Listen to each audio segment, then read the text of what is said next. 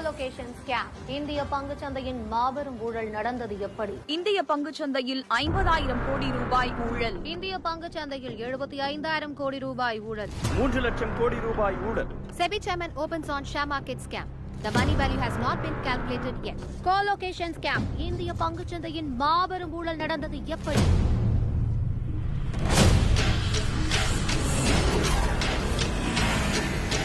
அமெரிக்காவின் புகழ்பெற்ற வால் ஸ்ட்ரீட்டில் உள்ள நியூயார்க் பங்கு சந்தை கட்டடத்தில் நடக்கும் ஹை ஃப்ரீக்வன்சி ட்ரேடிங்கில் பங்கு சந்தையின் டேட்டாக்களை ஃபைபர் ஆப்டிக் கேபிள் வழியாக ஏஜென்ட்டுகளுக்கு அனுப்பும்போது விதிகளை மீறி அருகே உள்ள கட்டடத்தில் சர்வர்களை அமைத்து சில வினாடிகளுக்கு முன்னதாகவே தகவல்களை திருடி வர்த்தகம் செய்ததால் ஒரு குழுவினர் பெரும் லாபம் ஈட்டி வந்தனர். அந்த குழுவினரே பின்னர் பிளாஷ் பாய்ஸ் என குறிப்பிடப்பட்டனர். இந்தியாவின் பிளாஷ் பாய் சுனில் தத்தா இந்திய பங்குச்சந்தை அமைப்பான NSE-யின் பேக்கப் சர்வரில் இருந்து 30 முதல் 60 வினாடிகளுக்கு முன்னதாகவே தகவல்களை திருடி பல்லாயிரம் கோடி ரூபாய் ஊழலில் ஈடுபட்டு இருப்பது தெரிய வந்துள்ளது. CBI இதுகுறித்த விசாரணையை தொடங்கி சுனில் தத்தாவை தீவிரமாக தேடி வரும் நிலையில் அவர் ஏற்கனவே வெளிநாட்டிற்கு தப்பிச் சென்று விட்டதாக தகவல்கள் வெளியாகியுள்ளன. தேடிட்டே இருங்கடா முட்டாள் மாண்டியன்.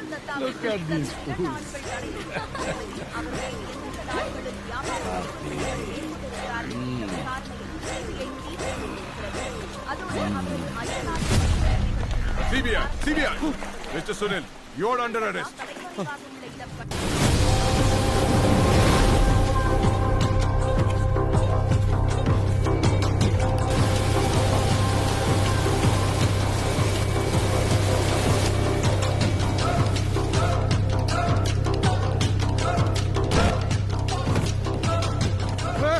Who are you?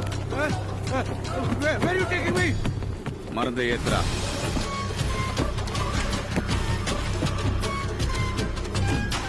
பாத்ரா வெடிச்சா சென்னையில ஒரு பின்கோடே இருக்காது. கரைக்கு போ.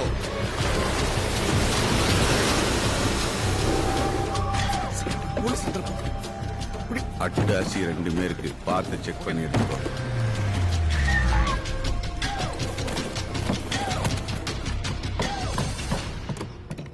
அதண்ணா இது ஒரிஜினலு, இது டம்மி.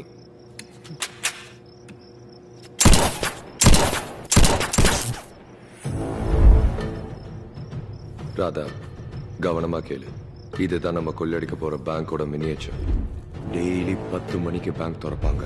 பேங்க் திறந்ததுல இருந்து கஸ்டமர்ஸ் கூட்டம் ஹெவியா இருக்கும். பேங்க் மேனேஜர்ஸ், கேஷியர்ஸ்னு எல்லாருமே பரபரப்பா இருப்பாங்க. அப்போ இறங்கினா பப்ளிக் மேல கண்ணை வச்சு கமாண்டோஸை மிரட்டி ஈஸியா பணத்தை எடுத்துடலாம்.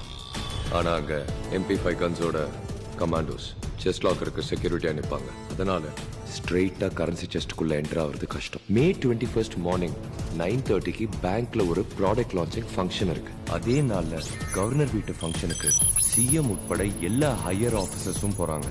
அவங்க ஸ்பாட்டுக்கு வரணும்னா கூட 1 மணி நேரம் ஆயிடும். அப்போ சடனா அட்டாக் பண்ணி செஸ்ட் லாக்கர் வாசல்ல பாம்ப மாட்டிட்டா கமாண்டோஸால வெளியில வர முடியாது. அதே நேரத்துல ஒரு டீம் மெயின் என்ட்ரன்ஸ் வழியா நுழைஞ்சி அங்க இருக்கிற மக்களையும் ஸ்டாஃபையும் ஹாஸ்டேஜா பிடிச்சிட்டு பின் வழியா நுழைஞ்சி வராண்டா வழியா போய் செஸ்டுக்கும் பேங்குக்கும் நடுவில் இருக்கிற வாலை பிளாஸ் பண்ணிட்டா கமாண்டோஸ் எல்லாம் காலி. அப்புறம் ஈஸியா கரன்சி செஸ்டுக்குள்ள நுழைஞ்சி பணத்தை அடிச்சிடலாம். இந்த செஸ்டுக்கு RBI அலோவ் பண்ணிருக்க லிமிட் 1000 கோடி ரூபாய். ஆனா ரூல்ஸை மீறி 1500 கோடி ரூபாய் பதுக்கி வச்சிருக்காங்கிறது இன்சைட் இன்ஃபர்மேஷன். அதிகமா இருக்கிற 500 கோடி ரூபாய் அடிச்சா பேங்க்காரனால கம்ப்ளைண்ட் இல்லை, வெளியே கூட சொல்ல முடியாது. ஃப்ரீயா விடு, அந்த 500 கோடியை அசால்ட்டா அடிச்சிடலாம். பேங்க்குள்ளார போயிருவேன், பணத்தை அடிச்சிருவேன். எப்படி தப்பிப்பேன்? அந்த ஏரியாக்கு ஏசி நான் தான். யோர் பேங்க் பக்கத்தில் இருக்கிற போலீஸ் ஸ்டேஷன் இன்ஸ்பெக்டர் ராஜேஷை ரவுண்ட்ஸ்னு வெளியில கூட்டு போய் இன்ஃபர்மேஷன் கிடைச்சதுக்கு அப்புறம் லேட்டா தான் வருவேன். நான் ஸ்பாட்டுக்கு வந்த உடனே நீ எதிரில் இருக்கிற புக்ஸ் அண்ட் பெஞ்ச் பில்டிங்க்கு ஃபோன் பண்ணி என்னை கூப்பிட்டு போலீஸ் உள்ள வந்தா பப்ளிக்கை கொன்றுவேன்னு மிரட்டு.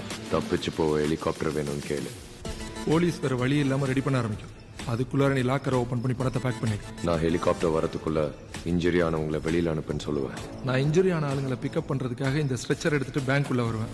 அதுல இந்த மாதிரி பணத்தை அடிக்கிட்டு உங்களையும் இன்ஜுரி ஆன மாதிரி மேல படுக்க வச்சுட்டு வெளியில கூட்டிட்டு வந்துருவேன். 1 மணி நேரத்துல நம்ம கையில 500 கோடி இருக்கும். பயரு போறோம், 500 கோடியை தூக்குறோம்.